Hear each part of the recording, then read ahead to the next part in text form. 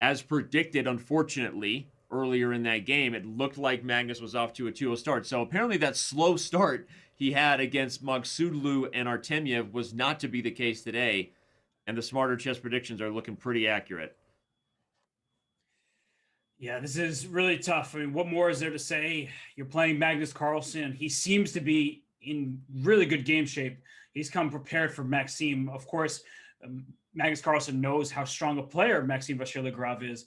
And in this head-to-head, when you get to play each other game after game, you get to feel each other's styles out. And in the early going, Maxime, unfortunately for him, he's getting into tactical positions, but Magnus is coming out on top by Yep. finding the finishing touches. It's going to be We'll a stay long right day, I here. feel like, for Maxime. Well said. And we'll stay right here. No analysis board needed, but I'm just going to remind all those of you who may have just been tuning in, Queen A4 check is a repeat of what Carlsen did in game one. However, in that game, it was a different approach. Knight to c6 was chosen by Maxime Vachier-Lagrave. Here, bishop to d7 is met by queen a3, so not the move queen b3 I predicted. Bishop c6, h4, a5, h5. We are in what's got to be something cooked up at home, I would have to guess. But what do you think about this queen a4 check line? Obviously, we'll ask Magnus after the match in interviews, as we always do. But I'm getting the feeling queen a4 check was prepared by Carlsen specifically for this match.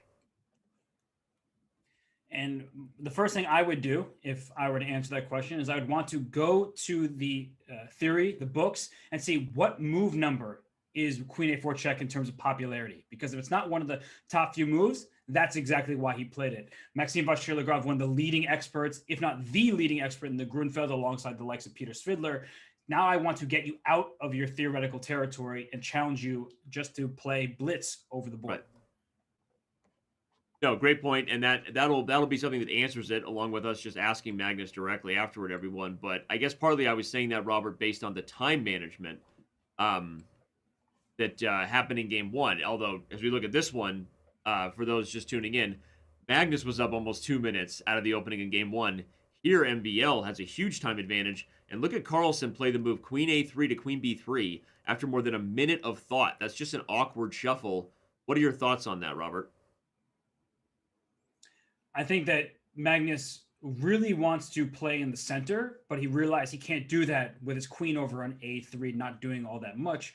And there could have been a timely knight to b4 type of move heading into c2. So he preempts that idea. He's saying, I'm going to defend c2. My queen on b3 also slices through that knight to the f7 square in some variations. And black actually, I think, has more to figure out here, as white has this h pawn really far up the board. Can play h6 right now and ask black, are you going to go bishop to f6? I don't really think so. So you go bishop f8. And for the cost of overextending that pawn potentially in the future endgame, you at least get to push back black's pieces for now and then claim to have more space.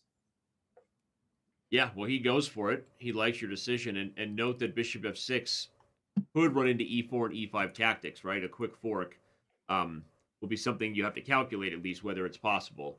Bishop f6, e4, there is knight takes c3, and it's kind of a mess, but I wonder. Again, Magnus did take 40 seconds, though, on h6, right, Robert? So even though this is still kind of unclear, just given the way these guys are playing this and how accurate they're trying to be, just makes you feel like they're recalling some sort of prep. But all right, MVL, a minute up on the clock. What to do with the bishop? Let's analyze bishop f6. Do you think e4 is possible? Something with e4 and e5? Yes. Yes, and the computer agrees. And you see the evaluation bar go up. Yep. Yep. Okay, so that means you think bishop... Oh, wait, this is happening. Wait, he played it. Okay, a4. Intermezzo gaining a tempo. But this might be all pawns, no hope for our boy MVL. This isn't the Caro-Kann, Danny. You better take that back. Benny Watts is disappointed in you.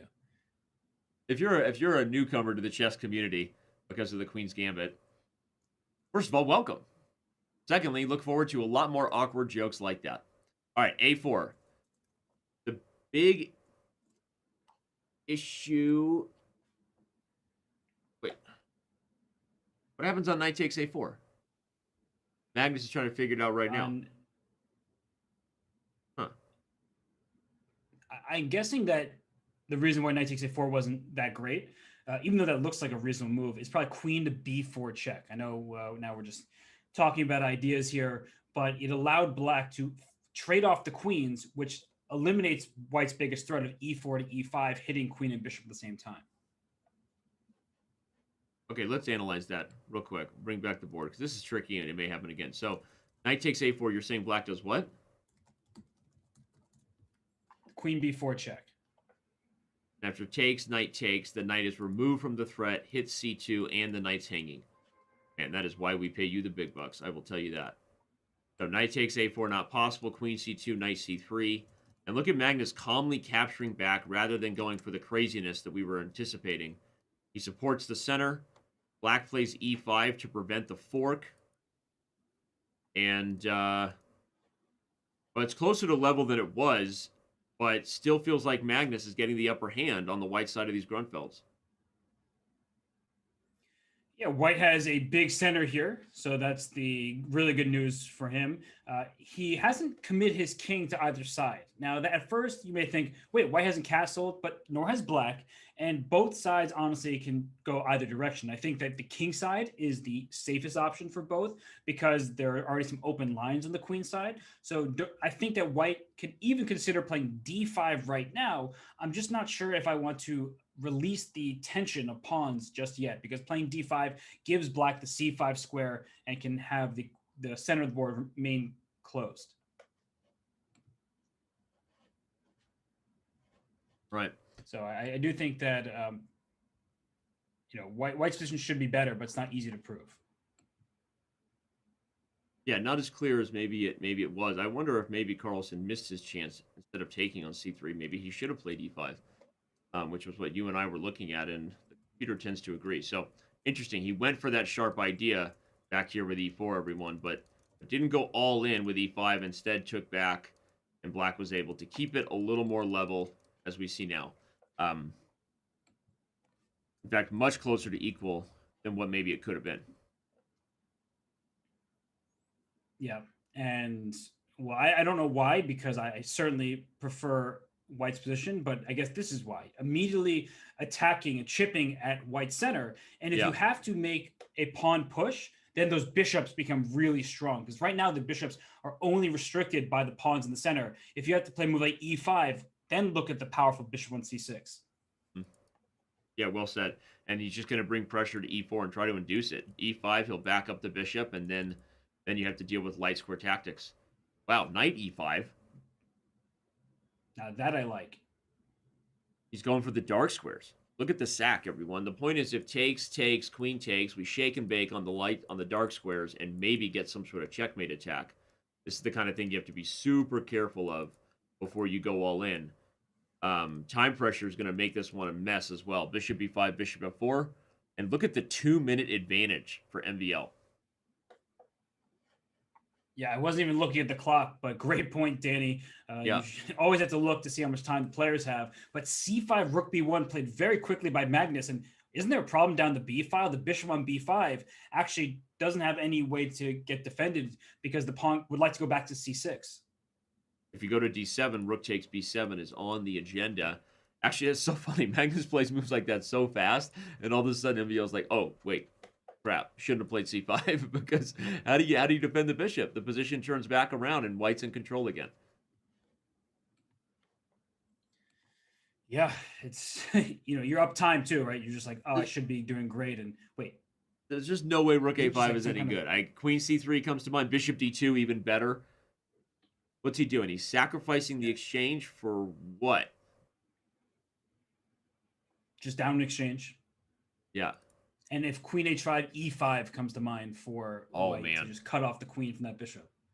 Queen h5 or queen g5, e5 comes to mind. Is d3 the only option? No, he doesn't go for it, but watch out for e5. Magnus maybe misses this chance. He just wants the end game now, Robert, right? With only 5 seconds, it's understandable, but this is MVL's chance. You got to strike here while Magnus is under time pressure. See if you can trick something. And that's why he went bishop a6, is to give Magnus more options, but also in the event of a queen trade, that d4 pawn will quickly become a d3 pawn, and that's protected by a light squared bishop. White doesn't have one of those. That could be a nuisance. But instead, now with the queens and the boys going for an attack, and watch out for a timely e6 by Magnus. Yep. And that's why MVL queens says play. Dikembe Mutombo. Whoa, and he just wins on time.